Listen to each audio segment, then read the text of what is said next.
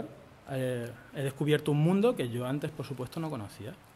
Y la producción que se consigue en interior y que se puede hacer en interior con una serie de controles es muy sacrificada. Yo entiendo que la gente piensa que llevar un sistema de cultivo interior es relativamente fácil. Si te pones en plan profesional es relativamente complejo y es relativamente sacrificado, porque estás metiendo unas condiciones en un armario, ¿no? Estás metiendo en una habitación, estás siendo Dios. Yo, como digo, ¿no? Somos un poco Dios, y hago unas condiciones climáticas, mantengo una habitación a 20 y tantos grados durante un año entero y ahí mantengo yo una vida, ¿no? Hago una vida allí.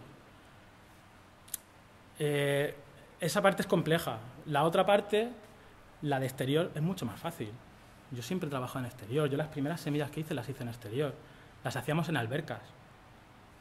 Pillábamos fincas y en lugar de hacerlas en exterior, para empezar a cultivar temprano, en las mismas albercas, piscinas que tenían, las cubríamos y ahí empezábamos a plantar, y ahí es donde se producen semillas. Ahí es donde tú te haces con un stock de 1 millón de semillas en un verano, sin problema.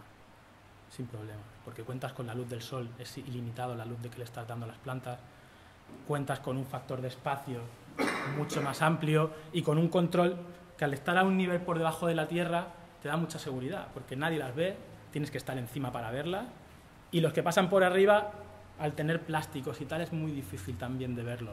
Entonces, para mí el mejor sistema para producir semillas es este, es en exterior y en embalse, mucho mejor que un invernadero, que siempre es visible, mucho mejor que cualquier otro sistema en exterior que puede ser indicativo de que te pueden pasar problemas, ¿no? En una poza, en una piscina, probarlo de verdad, ¿eh?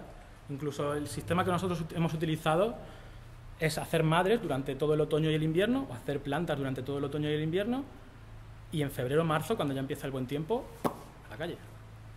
Una planta, cuando tú la cambias ya simplemente de 18 horas, que la tienes todo el día ahí floreciendo, o sea, creciendo, en cuanto tiene ya un mínimo cambio de horas de luz, ya empieza a florecer. Y ya puedes sacar cosechas desde marzo hasta que tú quieras. O sea, tú ya vas jugando con la luz, ¿no? También le comentaba que el mejor sistema de terraza, por ejemplo, para mí de cultivo en exterior es en terraza y con maceteros. Porque tú puedes ir metiéndolos, meneándolos, puedes empezar a cultivar en marzo y puedes terminar de cosechar cuando te salga de las narices, porque puedes poner las 12 horas que tú quieras, utilizando luz solar.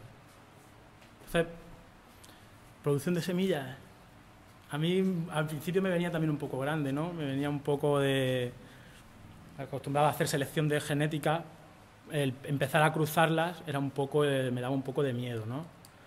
Empezamos con regulares, como se puede empezar, y ahí entra una parte muy importante, que es la selección de los machos. Porque la selección de las madres y de las hembras uno la puede hacer. Planta una semilla, ve cómo florece, se la fuma y dice, esta me gusta, la has sacado ya tus esquejes, pues ya las tienes de madre, ¿no? Un macho no. Un macho no presenta casi ninguna característica visual que tú puedas decir, este va a ser un buen macho. Los machos todos crecen, se espigan, crecen rápido, las flores que sacan son muy parecidas, nunca producen más flores, no van a hacer que produzcan más flores, por ejemplo.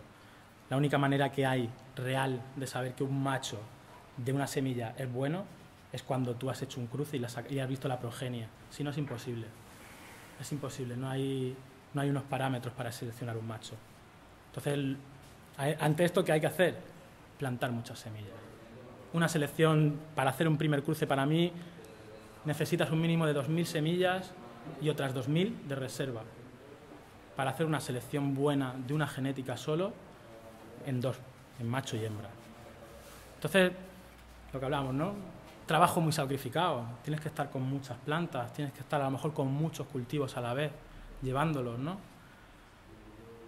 Pero en un momento dado encuentras como un macho te dice visualmente, puedo aportarle rigidez, puedo aportarle... porque al final lo que buscamos en el resultado final y más básico para producir semillas son dos parámetros. Germinación, es decir, las semillas que no germinan no valen, las semillas que más germinan son las que más valen, y dentro de las semillas que más germinan no todas son buenas, porque pueden tener muy buena germinación, pero luego no tienen vigor.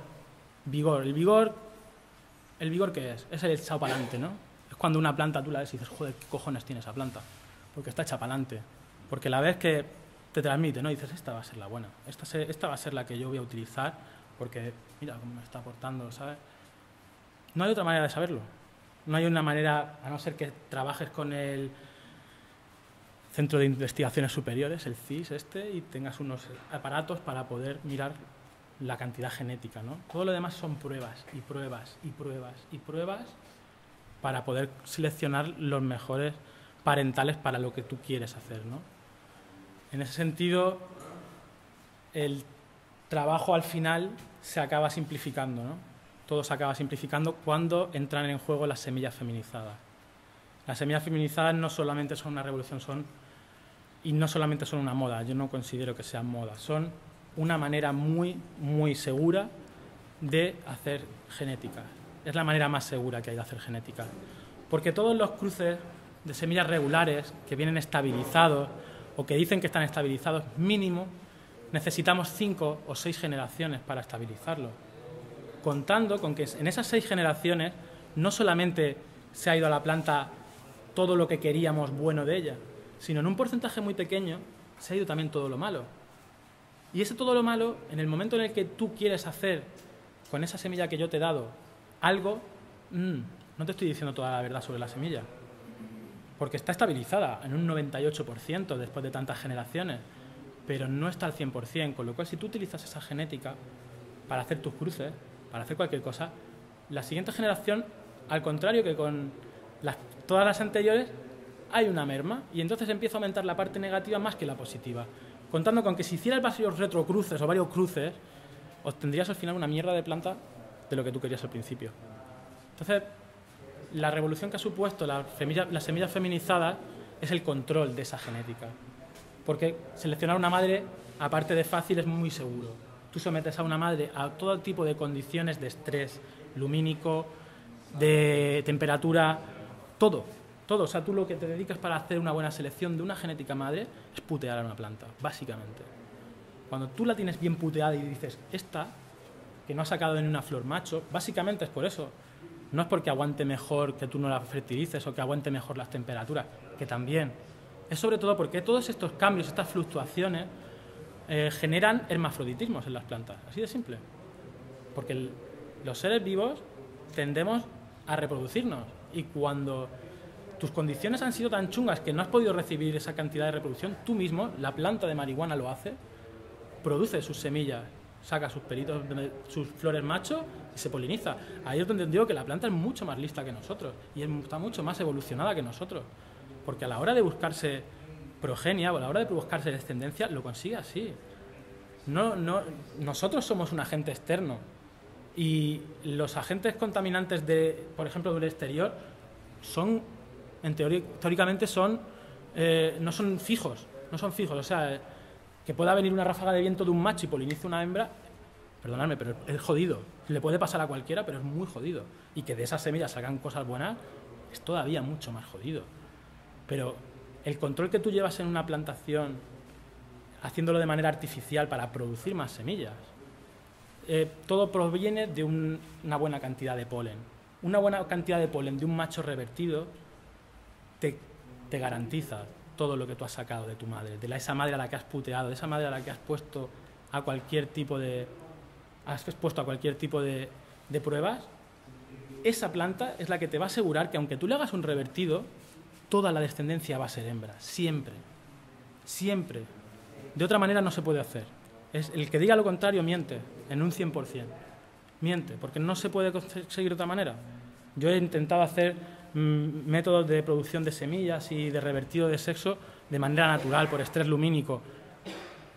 Unas veces funciona y otras veces no. Y luego en la progenie se nota la merma de no haberlo hecho de manera química. La manera química, yo sé que a todo el mundo le parece un poco como, joder, estoy desvirtuando un poco la historia natural de una planta o la vía orgánica. Pero estamos hablando de que yo, si soy un cultivador y compro un paquete de semillas, quiero que todas mis semillas sean hembras. No quiero, a no ser que quiera buscar una genética, pero si yo lo que quiero es fumar, lo que quiero es que me salgan hembras, no quiero que me salgan machos. Entonces, la única manera de poder ofrecer esto es de esta manera, ¿no? Es con polen revertido. Sin polen revertido, os lo digo, es imposible, ¿eh?